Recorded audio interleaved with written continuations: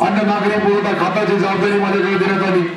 सार्वजनिक बांधकाम असेल हा एक महाराष्ट्राचा महत्वपूर्ण खाता, सार्वजनिक बांधकाम रोड रस्ते तयार करण्याचा ही जबाबदारी माझ्याकडे देण्यात आली।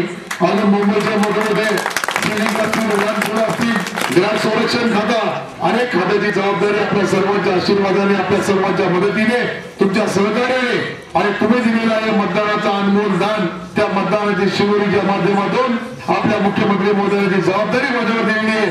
ती जबाबदारी पार पाडण्यामध्ये आपल्या सिल्लोडचं नाव या महाराष्ट्रामध्ये कानाकोपऱ्यापर्यंत पोहोचवण्यामध्ये खरं म्हणजे या नावाचे आणि मंत्रिपदाचे कोणी खरे शिल्पकार असतील तर हे समोर बसलेले आमचे मतदार बंधू भगिनी आहेत।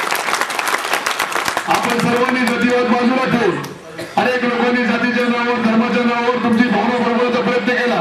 आमच्या हिंदू बांधवांना अनेक त्रास देण्याचं काम केलं। तर तुम्ही मुसलमानाला मतदान करणार का? तुम्हाला या गावाला असं करायचं का, त्या गावाचं नाव तसं करायचं का?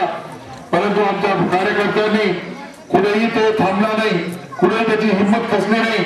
त्यांनी आपल्या विकासाच्या माध्यमातून जे मतदान मागितलं आणि विकासाच्या माध्यमातून आता ती विकासाची गंगा आपल्याला महाराष्ट्राने दिल्ली ते मुंबई पर्यंत आणि औरंगाबाद ते नागपूर पर्यंत ज्या ज्या ठिकाणी आमचे कार्यालय आहेत शासनाचे त्या सर्व कार्यालयाच्या माध्यमातून ज्या विकासाच्या योजना असतात त्या योजना आता आपल्या सिल्लोड सोयगाव विधानसभा मतदारसंघामध्ये आपल्याला आणायचे आहे।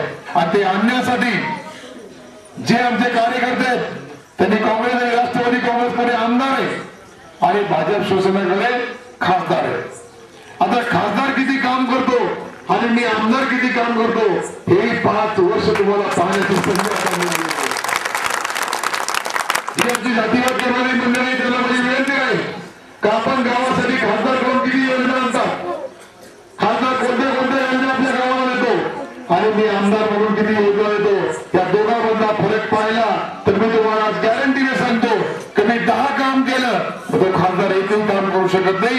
कारण की ते फक्त जातीच्या नावावर धर्माच्या नावावर मत मागणारी मंडळी आणि आमचे काँग्रेस आणि राष्ट्रवादी काँग्रेसचे जे नेते आहेत ते समाजाच्या गोरगरीब दीनदुबळ्या माणसाला सेवा करण्यासाठी विकासाच्या माध्यमातून या गावागावाचा खेड्यापाड्याचा विकास करण्याचा जो संकल्प आमचा आहे तो संकल्प पुरा करण्यासाठी तुम्हाला ही 5 वर्षाची संधी मिळाली। आमच्या छोट्याशा एका बांधवांनी ज्या मागण्या केल्या त्या मागण्यामध्ये त्यांनी पहिली मागणी केली की या गावामधले आम्हाला प्यायला पाणी नाही, ही पाण्याची योजना तुम्हाला ताबडतोब मंजूर करून देण्यात येईल जेणेकरून आपल्या या आपल्या गावाचा दुसरा एक प्रश्न होता अनेक वर्षापासून ते पादत्राचा। आता आमचे मित्र बोलले त्या पादत्राच्या बाबतीत मला पूर्ण इतिहास माहिती आहे, मी फार प्रयत्न केले तर कुठतरी वाटाघाटी व्हावी त्या माणसाकडून स्वतः न्याय देण्याचा प्रयत्न केला परंतु त्याच्यामध्ये आम्हाला यश आलं नाही। शेवटी आम्हाला शासनाचा जे काही त्याचं दरवाजा ते खटखटावं लागलं आणि आज निर्णय तुमचा सारखा झाला। त्या धरणामुळे तुमच्या गावाचा पाण्याचा प्रश्न नव्हे तर आजूबाजूच्या गावालाही पिण्याचा पाणी आणि शेतकऱ्यांचा अनेक शेतकऱ्यांचा प्रश्न त्या धरणाच्या माध्यमातून सुटणार आहे आणि ती मागणी आपली ते जरूर पुरी करेल ही गवाही आपल्या सर्वांना आज मी देतो।